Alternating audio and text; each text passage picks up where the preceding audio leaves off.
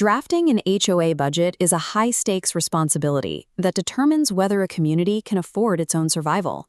The process requires a thorough audit of historical spending to ensure every common area remains functional and funded. By following a systematic approach to verifying real-world costs, a board can construct a legally compliant budget designed to cover both daily maintenance and long-term capital repairs. Success begins with gathering specific documentation. You will need the trailing 12-month profit and loss statement, the most recent professional reserve study, current vendor contracts, and the association bylaws. Most boards fail because they start too late. Using a 6-month calendar, we work backward from the November deadline, meaning the budget begins in June. Months 1 and 2, gathering historical data. Months 3 and 4, drafting spreadsheets. This leaves months 5 and 6 for workshops and the legal vote. Rushing this process in November leads to mathematical errors and operating deficits. Starting in the summer provides the time necessary to gain full control over the association's financial health. To keep the general ledger organized, the board must adhere to a strict rule: never mix operational funds with long-term savings, and never borrow from reserves to pay for daily expenses without clear legal authorization. Every dollar collected must be assigned to one of 3 buckets. The operating fund handles predictably recurring costs. The reserve fund is a savings account for major capital projects, and the contingency fund acts as a buffer for bad debt and emergency repairs. Many boards fall into the trap of simply taking last year's estimated budget and adding a small percentage for inflation. This ignores the reality of how much the community actually spent over the last 12 months. To build an accurate budget, ignore the previous year's projections. Request a trailing 12-month profit and loss statement. If you budgeted $5,000 for pool maintenance but actually spent $12,000, your new baseline is $12,000, not the original estimate. Next, secure your fixed costs by calling high-ticket vendors like landscaping and trash collection in August. Ask for their projected renewal rates in writing so you can lock those exact figures into your spreadsheet. Basing the budget on documented actuals and secured contracts ensures the association's checking account remains solvent throughout the entire fiscal year.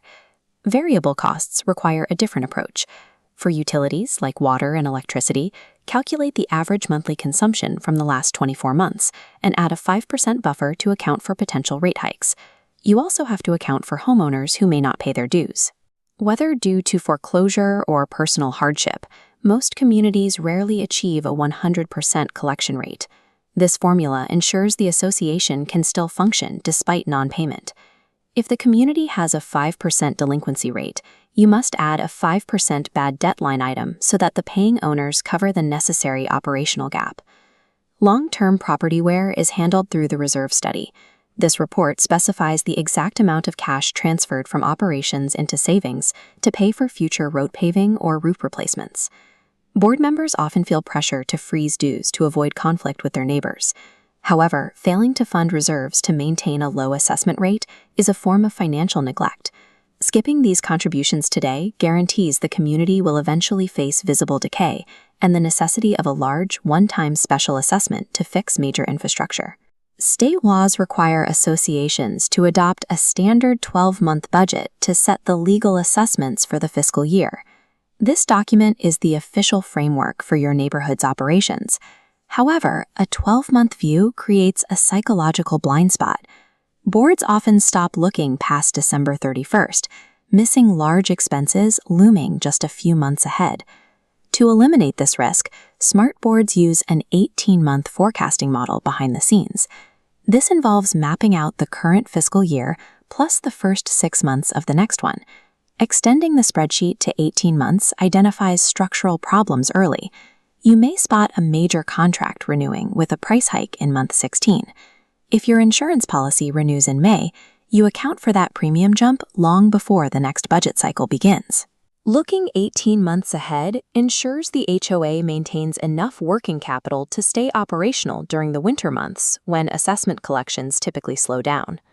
The final step is simple math. Combine your fixed contracts and variable costs with your bad debt contingency and reserve contributions to find your grand total operating cost. To find the individual homeowner rate, take that grand total and divide it by the number of homes in the association. Divide that number by 12 to find the exact monthly assessment. Before finalizing any increase, the board must review the community's bylaws. Some older associations have strict legal caps that prevent the board from raising dues by more than a certain percentage without a membership vote. You must also consider the statutory 115% rule. If a proposed budget exceeds the previous year's assessments by 15%, the board may be forced to distribute a stripped-down substitute budget for a community-wide vote. Complete the formal adoption by mid-November. This provides the management company or bank enough time to update auto-draft portals and print payment coupons before the new rates take effect on January 1st. By basing your numbers on actual spending, funding reserves according to professional data, and forecasting 18 months ahead, you have established a stable financial framework that protects the community's long-term value.